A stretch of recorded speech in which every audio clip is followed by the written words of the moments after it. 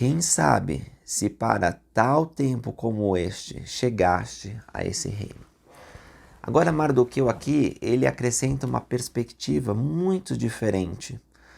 Ele diz, você não chegou a esse reino por acaso. Você não chegou a ser rainha, não foi um caso fortuito, não foi sorte. Você se tornou rainha por um motivo. E talvez esse seja o motivo. Deus, ele permitiu que você nascesse nessa época, Esther. Estivesse aqui, tivesse essas características físicas enfim, essa personalidade que atraiu o rei para que salvasse o povo dele. Então, assim é na nossa vida também. Nós nascemos e nós nascemos numa época e num lugar determinado pelo plano divino. Não foi acaso. Eu sei que existem muitas pessoas que querem tirar o significado de eventos, de acontecimentos e até excluir o próprio Deus da equação da vida. Mas, meus irmãos, não existe nada que aconteça neste mundo que Deus não saiba. O Senhor Jesus Cristo ensinou, nenhum cabelo da sua cabeça cai sem que Deus ele note. Nenhum passarinho morre sem que Deus saiba. Então, quem sabe se para esse tempo não chegaste a este mundo. Não é à toa que você conhece as pessoas que você conhece, não é à toa que você está no lugar que você está. Tudo tem um propósito. É claro que nós temos o nosso arbítrio e, embora nós tenhamos recebido muitas designações na vida pré-mortal e fomos até preordenados a certos trabalhos aqui, se nós decidirmos com o nosso arbítrio não obedecer a Deus, essas pré-ordenações, essas bênçãos que Deus quer nos dar, elas não serão cumpridas. Porque nesta vida nós decidimos não viver segundo o padrão que estabelecemos no céu. Mas se nós fazermos o nosso melhor, embora tenhamos fraquezas, embora tenhamos incertezas, mas nós estamos tentando fazer o nosso melhor, nós vamos ver milagres acontecendo. E nós vamos olhar para trás em determinada época da nossa vida e perceber, não foi por acaso que eu conheci tal pessoa. Não foi por acaso que eu tive determinada experiência. Seja de alegria ou de dor, essas coisas me levaram até aonde estou. E eu posso ver agora que as promessas de Deus foram cumpridas. E um dia, meus irmãos e irmãs, quando nós estivermos na presença de Deus e revisarmos a nossa vida, quando o véu for aberto e nós tivermos a lembrança de toda a nossa existência anterior, inclusive na vida pré-mortal, nós vamos poder ver com clareza de que Deus ele tem um plano perfeito e que as coisas que aconteceram foram para o nosso bem-estar eterno. Às vezes você pode achar injusto que tenha nascido no cativeiro. Nefe uma vez, um dos Nefes, né? Tem vários Nefes no livro de Mórmon, mas lá no livro de Elamã, esse Nefe, ele olha para trás e ele vê o ancestral dele, que chamava Nefe, né? O primeiro Nefe. Fala, nossa, como eu gostaria de ter vivido naquela época, porque o povo era obediente, eu tô aqui no meio desses ladrões de gadianto. E ele chora no jardim dele, lamentando, por que eu não vivia antes? Talvez tenha acontecido isso com você, né? Você pode pensar, nossa, eu queria estar no tempo de Jesus Cristo e ver Ele fazendo milagres.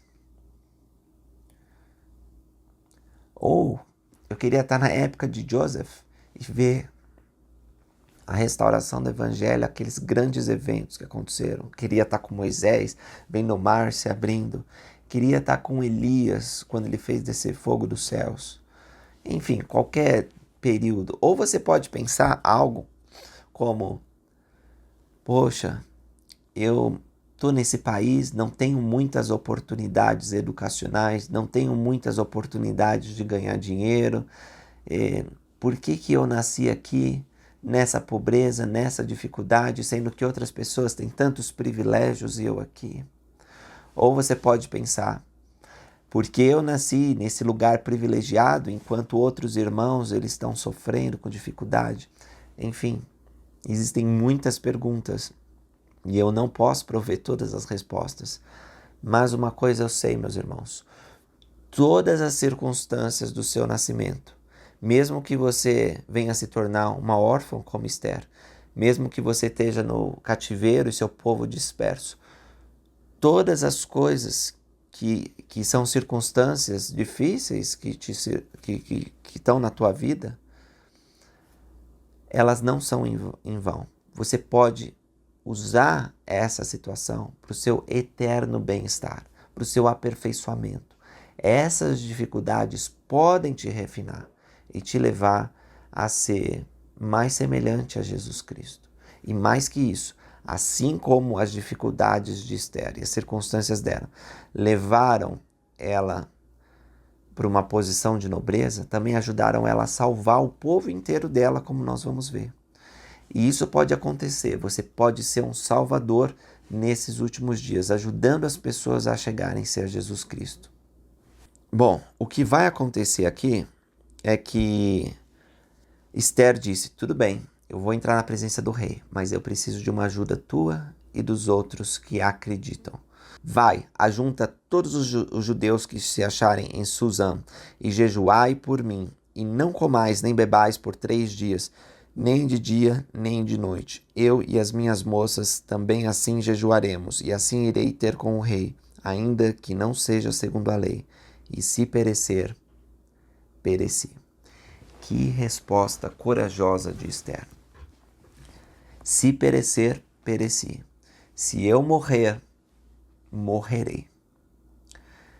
Olha só como o jejum é importante também. Ela sabia que precisava de uma força que não era conhecida entre os homens. Ela precisava de uma força celestial. E o que ela fez? Recorreu ao jejum. Ela ia jejuar. Ela não pediu, vocês jejuam e eu não vou jejuar. Ela disse, eu vou jejuar. As mulheres que me acompanham vão jejuar. Mas eu peço que vocês também jejuem. Eu peço que vocês, os outros que estão contigo, né, os outros judeus, também façam jejum. Eles já estavam jejuando, tristes, né, mas ela falou especificamente para isso. Preciso da ajuda de Deus. Preciso de uma porção do Espírito dele que eu não tenho para realizar esse milagre. O rei já não fala comigo há 30 dias. E eu vou entrar, isso pode ser contra a lei, né? Mas eu vou fazer se tiver a ajuda de Deus. Ele pode abrir o caminho. Então, irmãos, quando parecer algo impossível, uma montanha tão grande que você não tem forças de escalar, jejue. Convide outros a jejuar. Isso é uma coisa importante também. Quando você quer ajudar alguém, normalmente você jejua por aquela pessoa, ora por aquela pessoa. E isso é muito bom. E o Senhor vai atentar, mas nós também podemos convidar outras pessoas a orarem e jejuarem por elas mesmas. Porque se elas não agirem, a fé não vai produzir o milagre. A fé sem obras é morta. Então, à medida que você jejua, por exemplo, você pode orar e jejuar para que determinado amigo receba um testemunho do livro de Mórmon. Mas aquele amigo precisa fazer a parte dele. Ele precisa orar e jejuar para que isso aconteça também, entende? Então nós temos que convidar as pessoas a agirem, e isso é muito bom. Assim como Mardoqueu convida Esther a agir, você acha que ele não tinha medo que a sua filha, praticamente era a filha dele, tivesse diante da presença do rei e morrer? Ele sabia dos costumes, ele sabia como era, aquela época era difícil, mas ele disse, é você. Você é a nossa solução, é a nossa salvação agora. Não tinha outro jeito. Ela tinha que colocar a vida dela em risco. Então convidou ela a agir. E Esther, por outro lado, entendeu que ela devia fazer isso, que talvez tinha sido até pré-ordenada a fazer isso. E disse, vocês jejuem, porque eu vou jejuar também. Então também convidou a agir. Interessante como a fé, ela precisa da ação para gerar